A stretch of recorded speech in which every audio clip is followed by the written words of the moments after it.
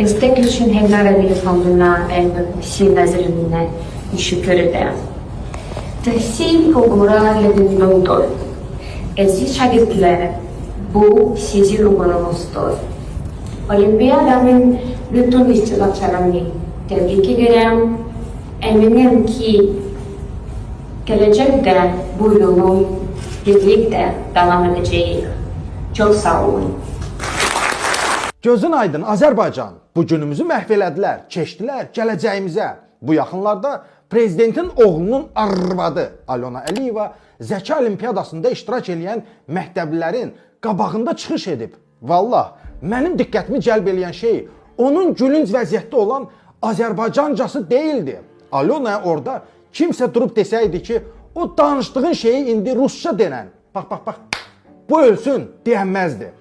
Çünki nə danışdığını özü də başa düşmürdü. Şeir kimi hər şeyi əzbərləmişdi. Estetikçinin Hemdar fonduna si nazirinne şükür ederim. Tahsil Kogura Ledinlong'dur. Aziz şagirdler, Olimpiyada'nın bütün iştirakçılarını tebrik ederim.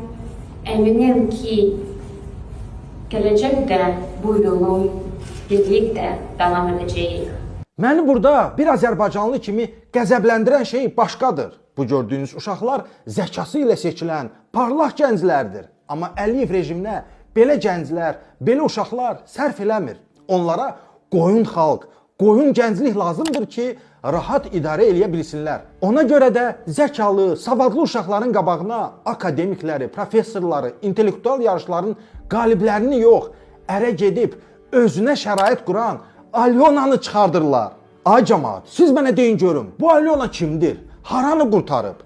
Bəzənib düzənib şəhərdə gəzməkdən başqa işi peşəsi olmayan bir qadın məktəblilərə nə yol göstərəcək? Onlara hansı məsləhəti verəcək? Alyona bizim uşaqlarımıza necə bir nümunə olacaq, ha? İlham Əliyev Alyonanı bu tədbirə çarpmağının arxasında bir neçə səbəb var. Birincisi, deyir ki, ay cəmaat, yesəniz də xiyardır, yeməsəniz də. Siz Alyonanı söydükcə, mən də onu sizin təpənizə çıxardacağam. İlham Əliyev bu ölkənin həqiqi ziyalılarını, akademiklərini, öz işinin peşəkarı olan savadlı şəxsləri həbsə atdırır.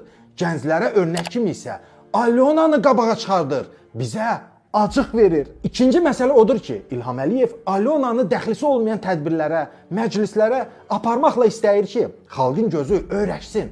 Alyonanı yuxarı başda görməyə vərdiş eləsinlər. Heç kəs soruşmasın ki, niyə heç bir vəzifəsi olmayan bir şəxs gəlib tədbirlərdə çıxış edir? Niyə prezidentin köməkçisi işini gücünü atıb vəzifəsiz bir qadını şəhərdə gəzdirir?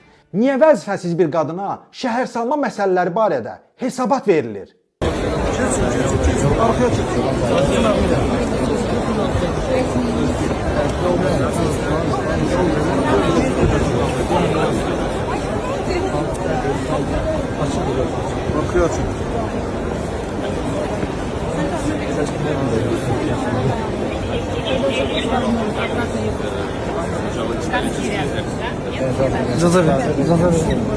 Yol verin. Qoy cəmaat elə bilsin ki, bu ölkədə saray qanunlarıdır.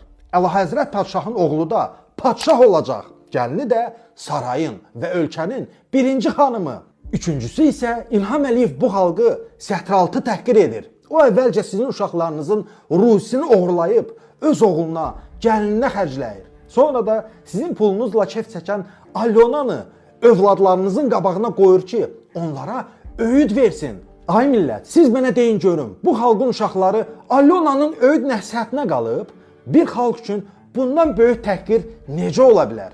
Məsəl var, deyirlər ki, ağıllınız kimdir? Qabaqda gedən zəncirli. Bu ölkənin qabaqda gedəni Alyonadırsa, kül bizim başımıza.